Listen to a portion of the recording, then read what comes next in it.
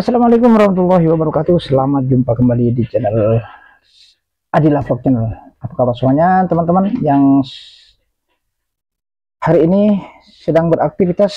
Semoga Allah senantiasa memberikan kepada kita semua yaitu kesehatan, kewarasan, dan dilancarkan segala urusannya. Oke, untuk di video kali ini di sini kita akan membahas yaitu tentang kamera andalan saya teman-teman ya, kamera mungil.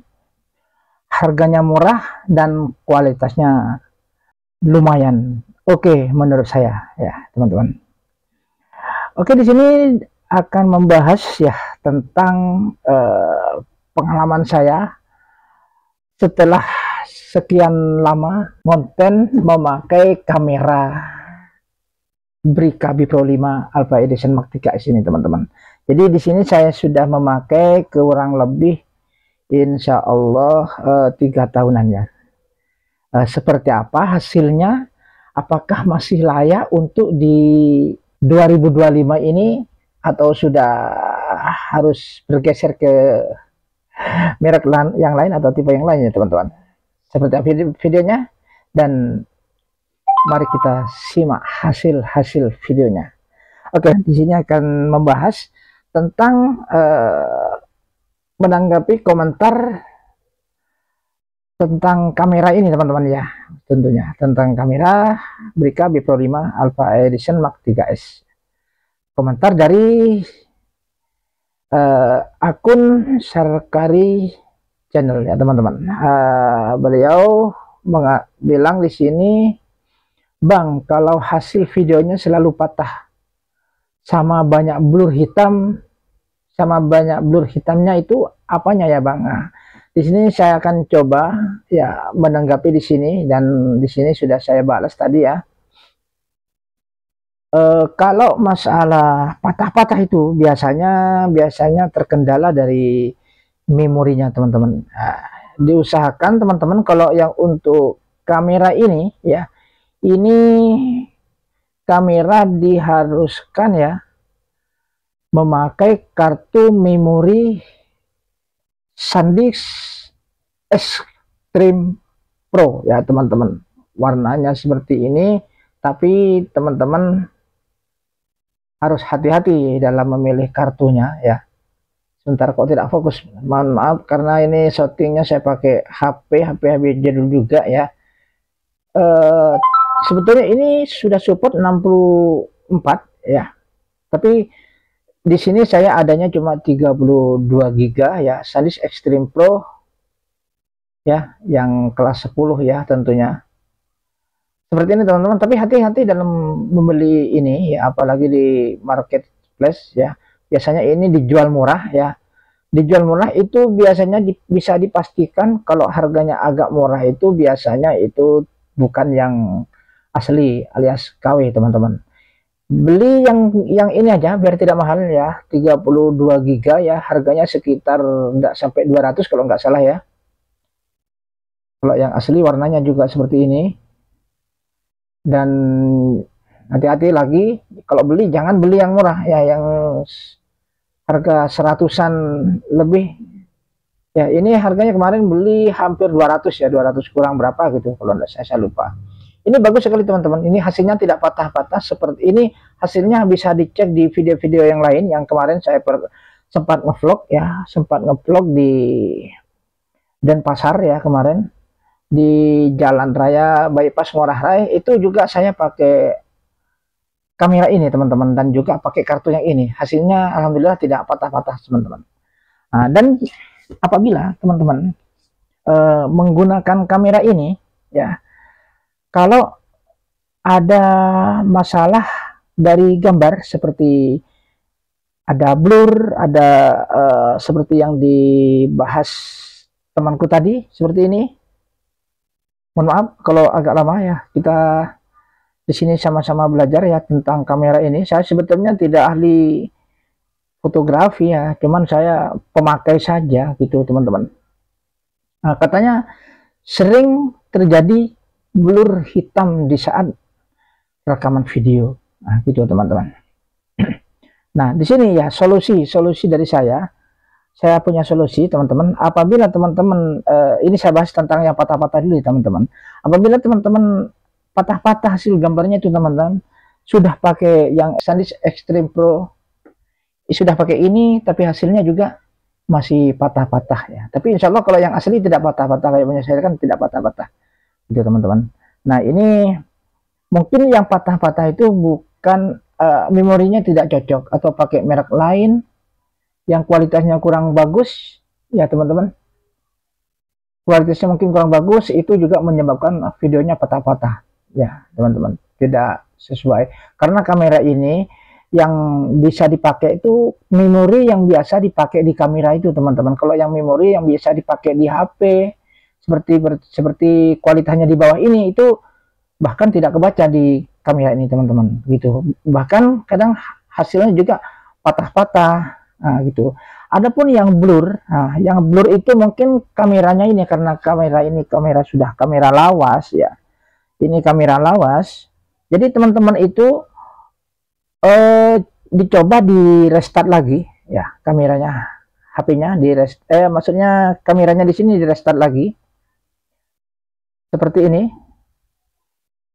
Itu caranya untuk mengatasi hasil settingannya itu tidak stabil ya teman-teman, atau kadang keluar bintik-bintik hitam, atau bisa jadi bintik-bintik hitam itu karena terlalu tinggi ngambil ISO-nya, mungkin terlalu tinggi gitu teman-teman. Tapi saya selama pakai ini alhamdulillah tidak ada kendala ya, tidak ada kendala. Mohon maaf, ini saya setting mati sendiri setelah sekian detik. Nah, sebentar. Nah, teman-teman gini, kalau memang sudah hasil settingannya tidak sempurna atau kurang stabil, atau dulunya sudah bagus tapi belakangan ini sudah settingannya kurang berfungsi, nah teman-teman bisa di sini, bisa di nah ini teman-teman harus kembali ke pengaturan pabrik seperti ini teman-teman. Bisa terlihat atau gimana? Ini ya teman-teman. Nah ini yang di bawah ini paling kembali ke pengaturan pabrik. Nah ini baru ini dipencet teman-teman, dipencet di oke. Nah karena punya saya ini sudah hampir tiap minggu saya kembalikan ke pengaturan pabrik, baru setelah habis itu kita setting lagi.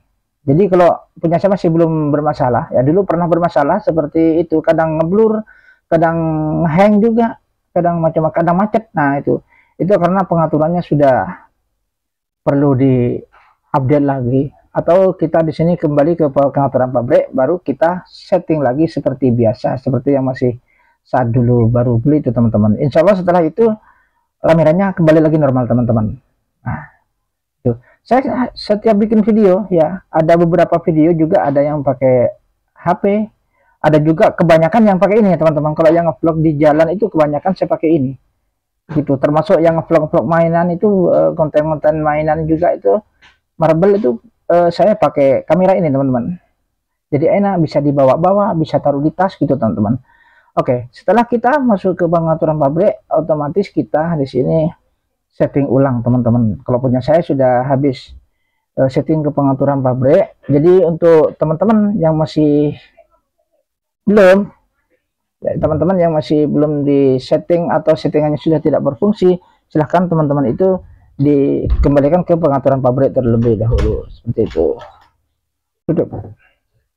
Oke, jadi teman-teman di sini pencet pengaturan lagi karena sudah di pengaturan pabrik. Jadi teman-teman resolusinya itu pakai gini aja teman-teman, supaya hasil gambarnya itu normal ya.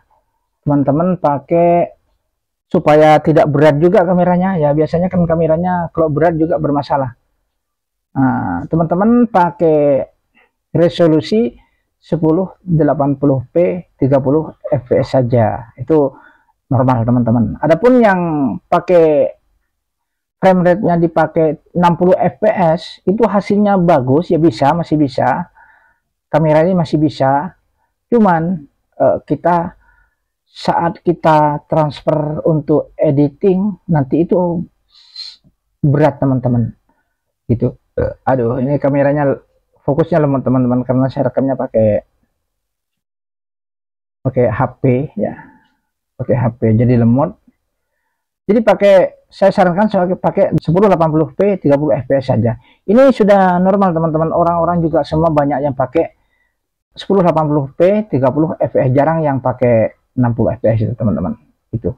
Nah, ini teman, jadi teman-teman jangan lupa pakai 1080p 30 fps saja ya.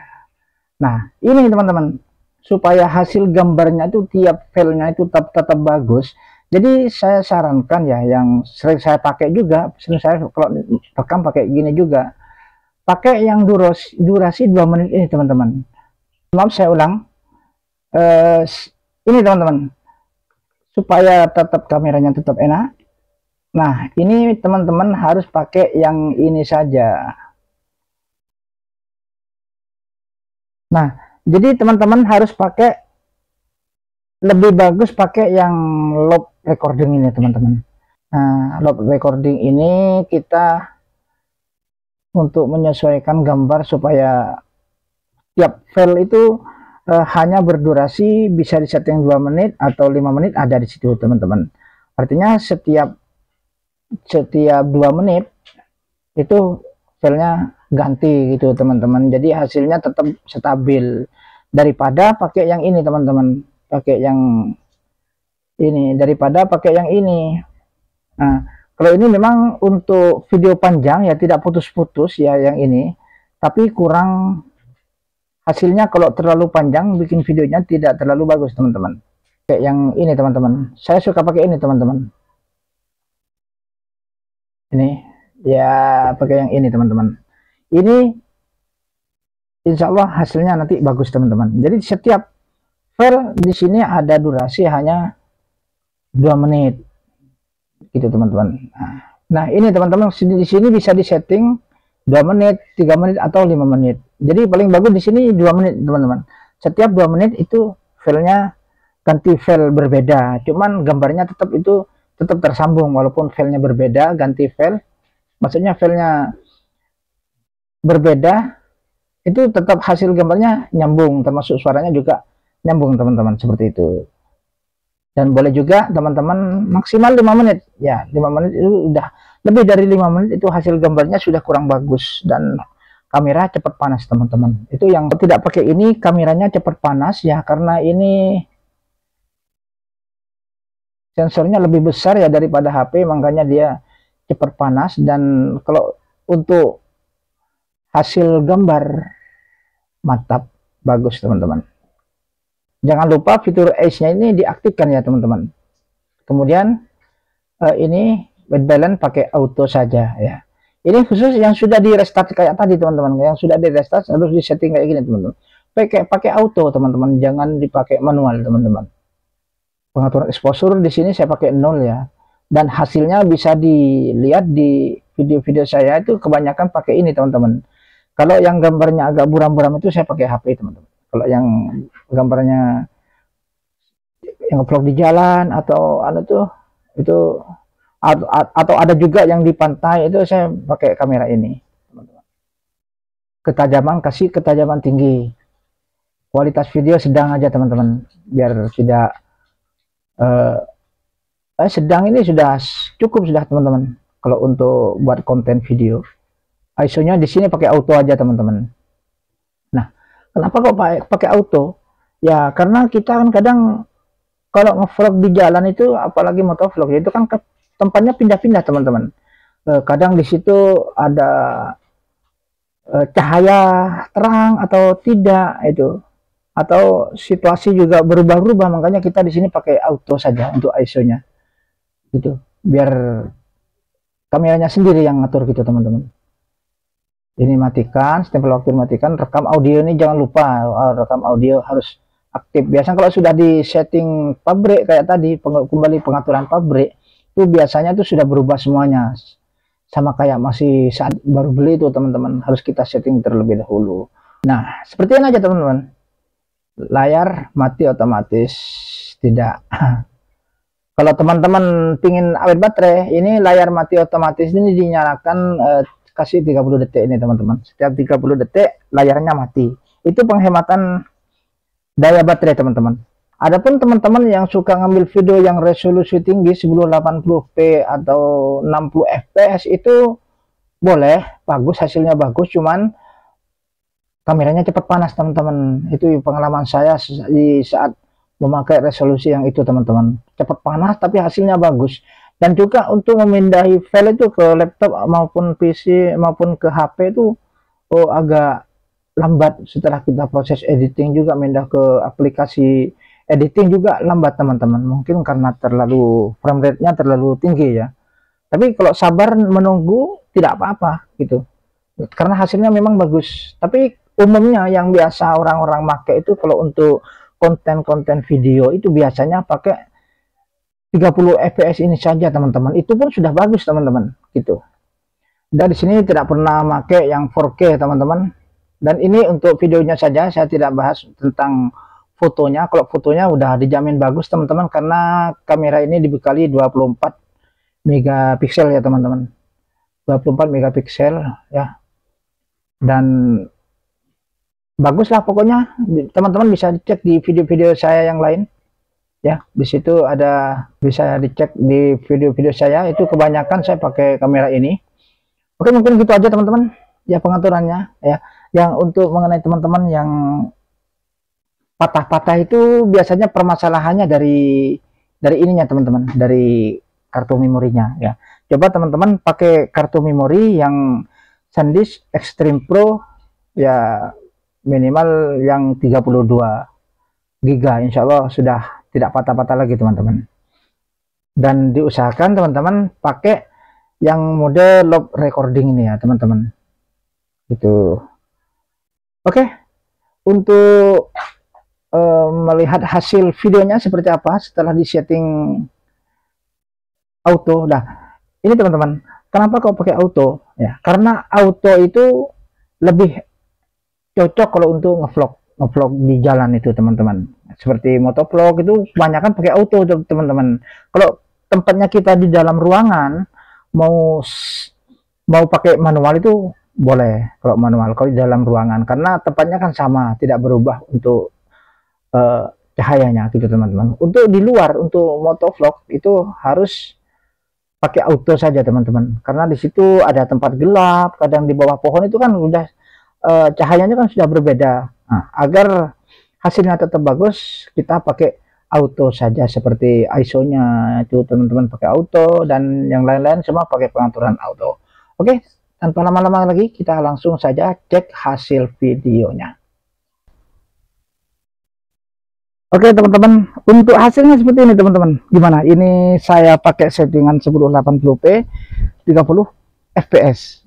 Dan untuk perekaman saya ini pas tengah hari teman-teman, pas siang hari.